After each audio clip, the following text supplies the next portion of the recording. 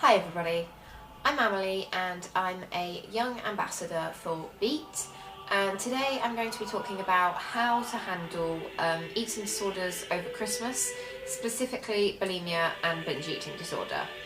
So Christmas is undoubtedly a time of celebration, and we all know that with the festivities comes an abundance of eating and drinking, especially in this day and age.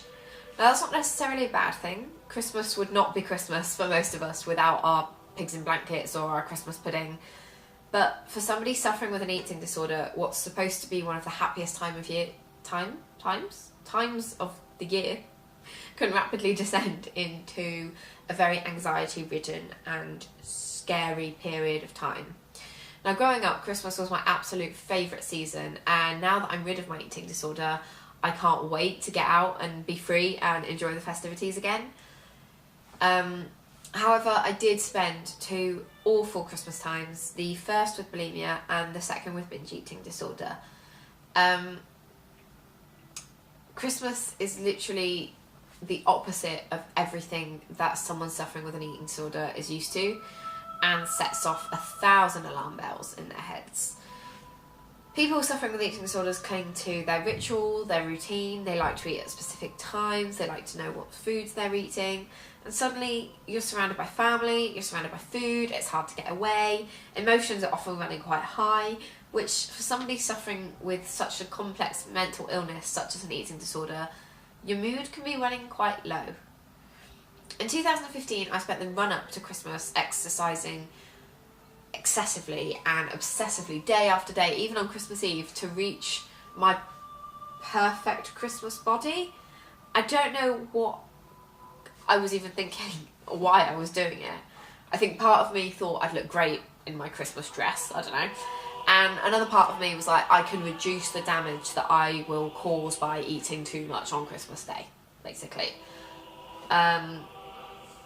When Christmas Day arrived, I felt excited because I could finally eat all the foods that I'd deprived myself of. I was finally allowed to indulge in chocolate and meat and fat, juicy stuff that I wasn't allowed or didn't allow myself to eat beforehand.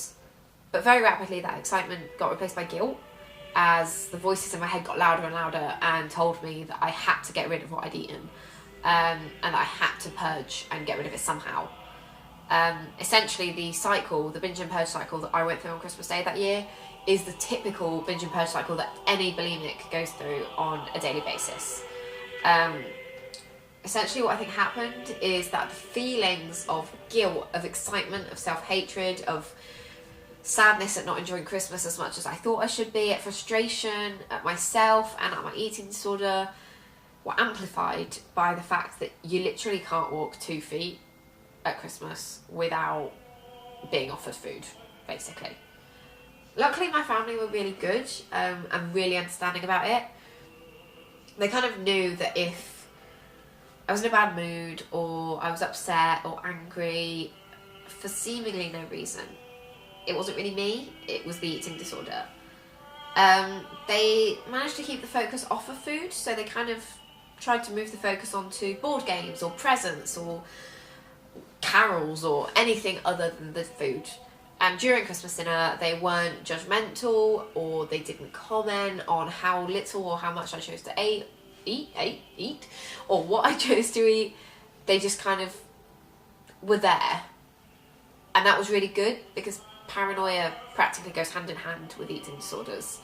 On Boxing Day, they made sure that we got out of the house to kind of give my restless mind a bit of respite, but without letting me exercise excessively. So what they did was suggest that we went for a walk by the sea, which meant that I got out and I got my body moving, but it wasn't as excessive and it was a normal family thing to do rather than a bulimic trying to purge the food that she'd eaten the day before. So I was very lucky. But 2016 was a whole other story. Throughout that year, my anorexia/bulimia had become bulimia/binge eating disorder, and I began to use food as a comfort. So every time there was like a void in me that I felt I needed to fill, or every time I was losing control of a certain situation, I would just eat and eat and eat and eat until I felt better, except I never did. That year at Christmas, I was scared to eat, actually, because I thought I'd lose control and I wouldn't be able to stop. I felt disgusting, I felt guilty. My self-esteem was pretty low on the ground, so you can imagine just whereabouts my Christmas spirit was that year as well. And it was harder for my family to support me with binge eating disorder. Generally, it's a lesser understood eating disorder anyway. It's not taken very seriously. And it's quite a hard one for parents to wrap their heads around. On top of that, how could my parents turn to their previously anorexic daughter and tell her to stop eating? It's a really hard kind of like situation for them to be put in.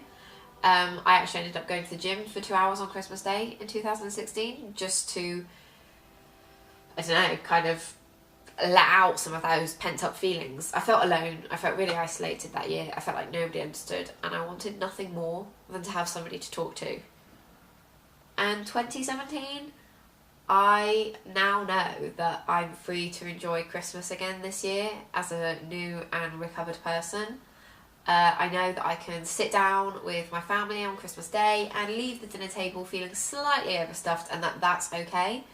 I know that I can eat quality treats, but I can also leave them to the next day because they're still going to be there, and that's okay. I just know that I can approach Christmas all over again as a new person, and so can you. Now this Christmas, Beat will be offering services to people suffering with eating disorders. So on the 24th, 25th and 26th of December, Beat's helpline will be open from 6 p.m. to 10 p.m, which provides a support space for anybody who needs it across all of their support channels.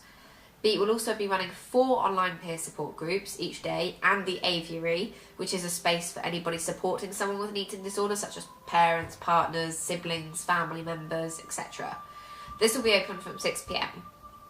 Then from 7 to 8:30 p.m, Kingfisher will be open for those suffering from bulimia, Nightingale for those suffering from binge eating disorder, and Swan for those suffering from anorexia.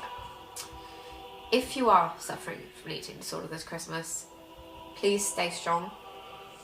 Have faith in yourself. Reach out to support groups, to family, to friends, and to each other. Remember that you are so much stronger than this voice in your head, and it's not going to be allowed to ruin things for you. I'm sending each and every one of you all of the strength, love, thoughts and prayers in the world. Stay strong, and Merry Christmas.